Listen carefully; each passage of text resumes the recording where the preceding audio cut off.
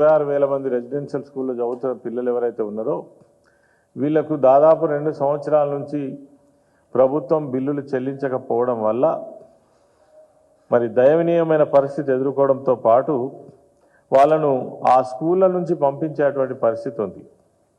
వాస్తవంగా దీన్ని గొప్పగా చేయాలనే ఉద్దేశంతో గత ప్రభుత్వంలో 20,000 ఉండే దాన్ని 42,000కు పెంచి మరింత ప్రోత్సహించేటువంటి ప్రయత్నం గొప్పగా జరిగింది.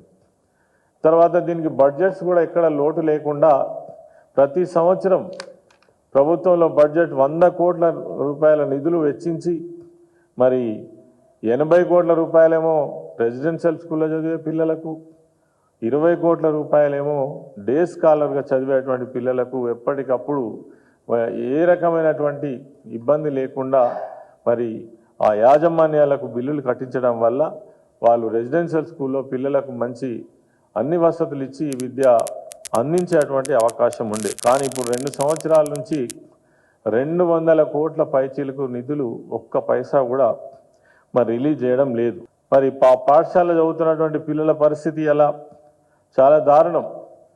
మీ పుస్తకాలు మీరే కొనుకొచ్చుకోండి, మీ బట్టలు మీరే తెచ్చుకోండి, మళ్ళీ ఒకవేళ ప్రభుత్వం కనుక డబ్బులు ఇస్తే మీకు ఇస్తాం అని కొన్ని పాఠశాలలు అయితే దాదాపు విద్యార్థులను బయటికి పంపించేసారు.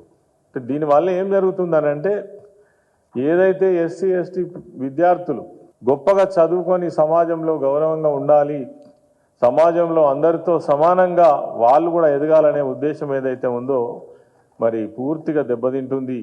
ఈ ప్రభుత్వంకు కనీసం దీనిపైన దృష్టి లేదు. మరి ఇప్పటికైనా బిల్లులు చెల్లించి ఈ వ్యవస్థను కాపాడరా లేదంటే ప్రభుత్వమే దీన్ని హ్యాండ్ ఓవర్ చేసుకొని ఈ బెస్ట్ అవైలబుల్ స్కూల్ నిర్వహణ చేస్తుందా? ఒకరు కాదు, ఇద్దరు కాదు, 26,000 మంది విద్యార్థుల యొక్క భవిష్యత్తు ఇది ఈరోజు ప్రశ్నార్థకంగా మారింది, చాలా దారుణంగా మారింది. తక్షణమే దీనిపైన ప్రభుత్వం దృష్టి సాధించి మరి వీళ్ళ బిల్లులు రిలీజ్ చేసి ఆ పిల్లలకు రక్షణ కల్పించి వాళ్ళ భవిష్యత్తును కాపాడాలని కోరుతా ఉన్నాం.